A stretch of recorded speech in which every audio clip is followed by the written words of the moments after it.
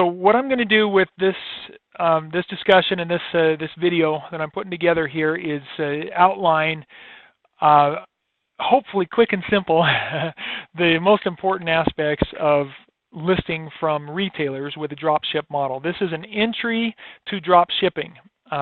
Retailers are an easy way to get started with drop shipping and have them ship for you, because they don't require any kind of a setup or business or anything. You don't have to have a business license, a sales tax ID, anything like that to work with Wayfair.com, for example.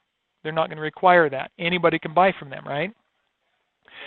And so a few things I want to explain first is, let's go through and discuss what is dropship.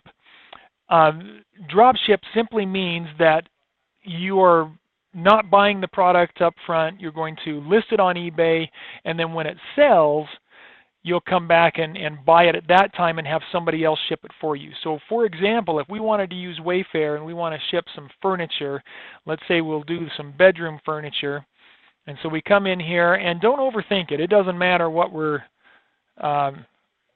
listing, okay?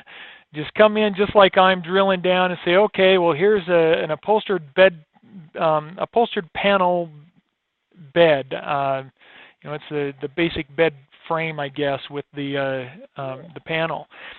And so they're selling it for $200. They're claiming that it's worth $9.99, which is probably a bit inflated, but we could list that on eBay for $280 or $300, you know.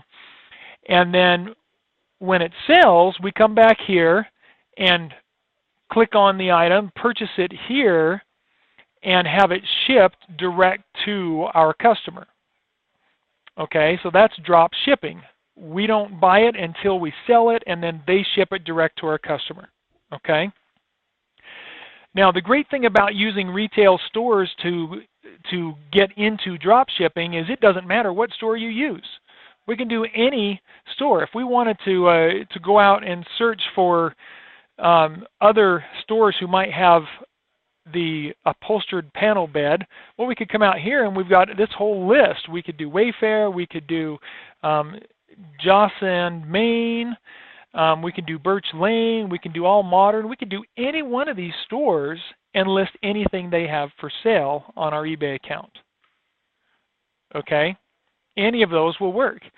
And so you really have unlimited, literally unlimited products, access to millions and millions of products. So any online store will work.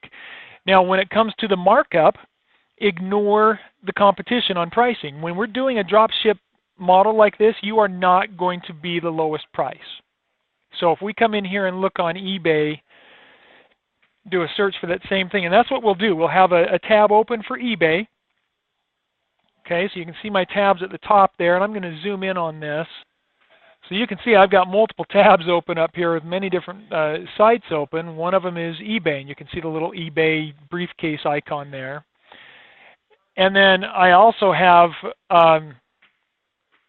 the Google search tab right over here at the other end of my tabs, where I'm doing my search for the product, where I have all of those other websites, and I can use any one of them. Okay. So what we do is, back on eBay, we're going to run a search for the product that we want to sell, and we can see there's 1,900 of them. We're not too worried about this number, but we can see there's 1,900 similar products for sale on eBay. And as we scroll down, if we look over on the left-hand column, you look at this left-hand column as you scroll, you've got all these check boxes. And the last section of check boxes there, without opening more, is this Show Only section. And under the Show Only, we want to click on Sold Listings. Now, this is just to get an easy start to the listing. We're going to modify it, of course, but whenever we do this, then we can see that we've got a sell one like this under the listing, right? Just the way I always show to start listings. It makes it easy, because when we do that, then we know that we're getting into the right category, because most people who sell things are going to end up in the right category. So that kind of takes a few steps out of the way for us to get started with the listing. And then we'll just modify this. We don't have to have the exact same item. If I decide I want to sell this item from allmodern.com, I don't have to find that exact same item over here on eBay. I can go to this one that's totally different color, different style, and click sell one like this, because the only thing that matters is that I get the category started. I can go in and change all the title and information. I'm going to do that anyway, right? So that just gets me started. So we're not trying to compete with these prices. If we see somebody selling one for $147 and our cost over here is $206, I'm not going to have a heart attack and say, well, I'm not going to list it because my cost is higher than somebody else is selling it for on eBay. That's irrelevant.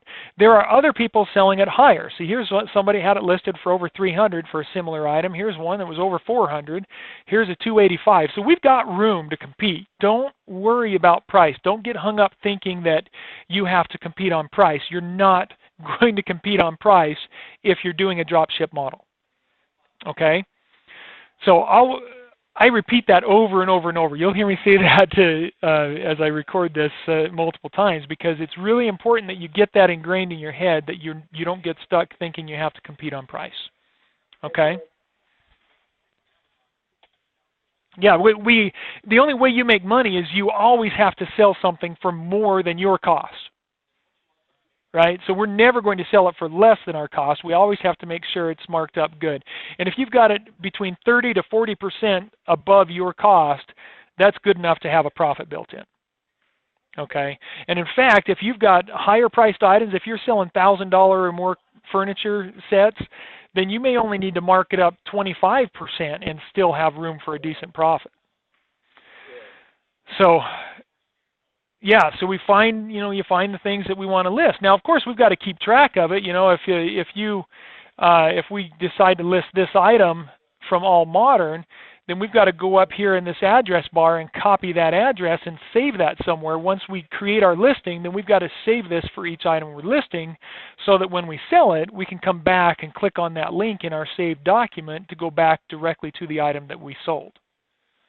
Okay, so create a spreadsheet to hold all of those, the data for what we're listing, to help you with that. Now, if that's a concern, if you don't know how to do spreadsheets or you're not comfortable with the computer stuff, so Excel is a great way. I use Google Docs or Google Sheets, but yeah, whatever works for you. But if you need to learn those skills first, then great, take the time to learn those skills, right? And don't fret if it takes you a little longer to get it down. You learn what you need to so that you can manage things, right? So, all right, so then let's talk a little bit about how we actually complete this. So I've showed you that we've got multiple tabs open up here at the top. So I've got my eBay tab open, and I've got my All Modern or Google search tab for the products. And so I can go into eBay and start my listings right here, and then I can just go up to whatever other tab I need to open up to get the detail from the product, right? And so this should not take a lot of time. I mean, literally, this should be, you go to a supplier's website, and just like I showed you before, we don't search, we don't worry about any of the details. We just go in, click, click, click. 30 seconds or less, you should have an item chosen that you're going to list. Don't waste any time with this. Just start listing. We need to get hundreds of these up there, so we don't need to be spending an hour on each one. Okay? 30 seconds, you've got an item. Select one. Do not spend more time than that, because then you're just wasting time. You're analyzing, and you'll notice that as you start doing this, you'll feel yourself analyzing things, thinking about it like a consumer. Don't do that. It's irrelevant. We don't need to look at it with consumer mindset. We don't need to analyze it. We don't need perfection. We just need to list as many of these as we can. There are no perfect items out there. Okay? Now, if you are new to selling on eBay and have less than 20 as your feedback score, then you don't want to list popular electronics still, like TVs, computers, iPhones, and such, because you're still going to have issues from scammers. So don't list those kinds of things. List the furniture, list toys, list clothing, anything else, just not the popular electronics. Okay? When you do the searching for the items on eBay, limited searching. I mean, notice I only put 3 words in here. I'm not putting the whole title from the supplier, just 2 or 3 basic words. We don't have to have the exact item there. Okay. And then don't get stuck on, there were 1,000 listings active, but only 90 that sold. Don't look at that and say, well, it's not a high sell-through rate, so maybe I should go find something else. Don't do that. You've come this far. Go ahead, create the listing. Just set your expectations and realize it might not sell quickly. It might take weeks before it'll sell. That's okay, because we're going to list hundreds of different things, right? And as you continue building your business over time, you'll find the things that work real well. Okay? And then once again, don't get stuck on thinking you have to compete on price. That's not what we need to do. Now, there are some important details we can find on this page here. Let me zoom it out. Well, no, we can just move this over. So here we can see people that have sold their listing. We can see all their titles and what keywords they've used. And so when we come into this, what I would recommend is right-click on this sell one like this. If you right-click, then you can click on Open Link in New Tab. Okay? And that way you're opening it up in a separate tab, so you still have this tab filled with all these keywords to help you build a good title. Okay? And so then you can look at all of those to find the most relevant keywords to the listing you're doing and build out a great listing. Okay. As you build out your listing, let me go show you the listing process. Again, we've been through this by this time. You've seen it, but I'm going to talk a little more on this. We want to do, I'm just going to pull up a draft item that I can jump into and show you just some tidbits here. So one of the big things I want you to remember when we're doing our listing here, we're going to modify the title to whatever we need to for our item. And then I'll usually have a UPC over here that they claim is required. This one doesn't seem to show it. Where'd they hide it? The UPC is usually a required item. You know what? It's probably because they've got this pre-filled stuff here. If I get rid of that, it'll change the details maybe. Yeah, there we go. So normally you're going to see that UPC, and what you do is just come in here and just click Does Not Apply. Okay, because we're not going to have that easily from the supplier website. It's not going to be in here. And so you just check Does Not Apply on the UPC and move along. Okay? You're going to create your own listing, update the title, make it your own so that you're doing the best you can with your listing. The images, you go to the other tab for the supplier. We'll come in here and that image is a big enough one so we could right click and save image as. Now sometimes these images aren't big enough or they aren't downloadable. So what you want to do is go do a search on Google, and you're going to do a search for, and this is part of why you want to use Chrome, because on Google you'll do a search for an image downloader extension. Image downloader Chrome extension. If you just search for that in Chrome, look at this chrome.google.com image downloader Chrome web store, see if that's the right one. Yes, the one with that little blue box white arrow right there. And if you just come into the store and do a search for image downloader, this one right here, and we want to just download that. Okay? And that'll install, I'll show you, that'll install right up here on your Chrome browser. So now I can go back to that store. I used the wrong, I used my same browser, so now I have to back up.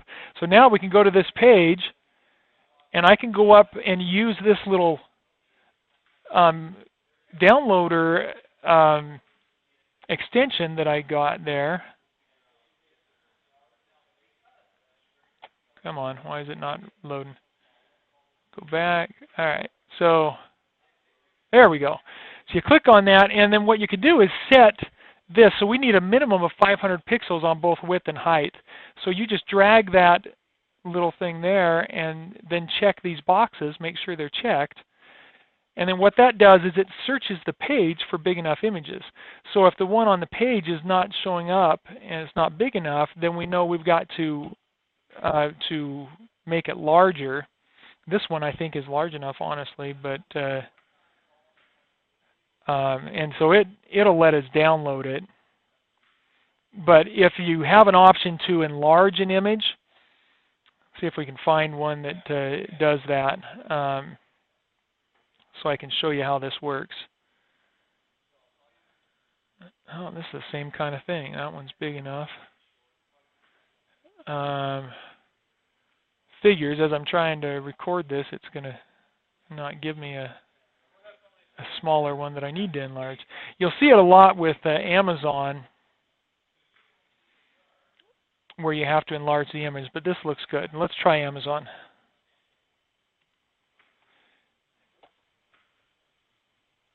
And if we go upholstered panel bed, so if you go in here and look at Amazon, see, we want to get the biggest picture possible, so Amazon will usually have a smaller image, and then you have to click. There we go. Now we have to click, and we've got this, right? Well, if we go up, now I've got to move this back over. So now if we go up here and say find images that are large enough, it's going to find any image on the page that is big enough to fit in here. And Amazon's got a ton of them advertised, but down there at the bottom we finally get the one that is our bed. And then we can just click this little arrow to download it. So that's an easy way to make sure you're getting a big enough image and you're not messing with any kind of image editing software or anything like that. Okay, plenty of time to learn how to edit images later on. And so we just download the image, we'll save it, and then we can come into our listing and add the photo here. This listing already has some, but there you'll see something like that, add photos, and you just click on that to browse to the photo that we just downloaded, and we upload it. Okay. All right, what else do we need to cover here? We're not going to mess with any size or color variations. Just choose one and do one for the listing. For your format, selling details, do fixed price. I like to do good till cancel duration. If you've only got, I don't know, 10 to 20 listings up, or fewer, you know, you're just getting started, you could do it at 7-day intervals initially, but once you get to the point where you got 40 or 50, it makes sense to do those listings as good till canceled, so that they're just always up there rather than having to relist them every 7 days. Okay. If you increase your price by 35 to 40%, you've got profit built in. That covers your selling fees, 10% from eBay, 3% from PayPal, plus your 30 cents per transaction from PayPal, plus it'll be enough to cover sales tax if you have it, plus some profit. So really 30 to 40%, anywhere in that range is good. Okay. So if you want to know how to, you know, well, how much is 30%? So if we've got, let's go back here to this item. This one here on Amazon is $291 there, $291.35. So if we want to know, you know, what is that plus 40%, we just copy that, go to Google, and type it in here like this. Put in our price, put in an X for, you know, multiply, and then times 1.4, 140%. And we type that in. Maybe it's not the X. Maybe we have to do the little asterisk sign for. Maybe that'll do it. Maybe not. I don't know. But oh, actually, that might do it. If we do this, let's put equals. Do equals. Huh, I'm surprised. I thought it would. I've done that before where it pulled it up and told me what the. There we go. Put spaces around the X. So that's how you'll do it. So equals $291 space X space and then 1.4, or so that's if we're going to do it at 40%, we're going to list it at $407. If we want to do it at 30%, we just change that to 0.3 and we're going to list it for that. If we want 35%, we do it like that. So there's an easy way to always know what to list it for with just a quick calculation in Google. Okay. Of course, if you have a calculator, it would do the same thing. So. All right, so that's the basics, and then of course once you sell that item, we're just going to go back to the retailer, and I'll have a whole different webinar that will tell you how to complete that sale there. So don't complicate it, keep it simple. As far as the description here for the item description, you're just going to copy and paste from wherever you're getting that. So if it's Amazon, we'll come into their product details section and we'll get it from there. And we'll just copy and paste just this part, just the text. We don't need this part or anything there. If we're using the other stores that we had here, like this one, they've got product details off to the side there. And so here's their description. Again, all we're going to do is copy this stuff here. We can get that. And notice there's a link right there. So there we are. Hopefully we can, there we go. Copy that. And so since we've got a link in there, we come in and put that into our eBay listing. We want to get rid of any of those links. We don't want any links there. We don't want it linking back to the supplier. We don't want anything linking to other pages. So we can just come into this and delete that. Honestly, the easiest way to do this, best thing, would be to come into HTML. So you click the HTML tab instead of standard, because it'll default to the standard, but click HTML, paste it in there, then click back on standard and it takes all the formatting out. Okay? And then you can update that. If you notice, we've got a few options here, but if you come over to the right and click Advanced Editing, we have all these options open up, and we can do whatever we want. So we can enter this down here. No product detail, or that goes up here. So we've got to figure out where to put all this. Can be used with a 9-inch box spring. And then it's got this list of, legs replaceable, no. Product details, frame material, wood, head. So you just enter these down, right? And if you wanted to bullet point them, we could make it a bullet list. Come in here and do bullet, box spring required, yes. And you just format it however you want. That's still not going to take very much time to complete this, and we don't need all the details from the retailer. We just need a basic description there. Okay. We've talked about the selling format and price and everything. All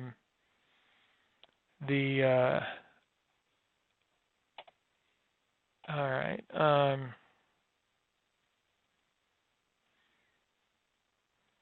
Quantity always set as 1 initially here.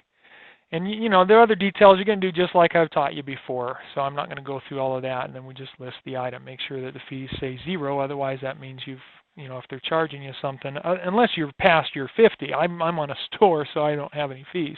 If you're past 50, they'll have a fee, but otherwise you shouldn't. Okay? So hopefully that'll give you a quick run through of what it takes to just list a basic listing from a retailer. If you have any questions, email me and let me know, but I hope that will clarify for you.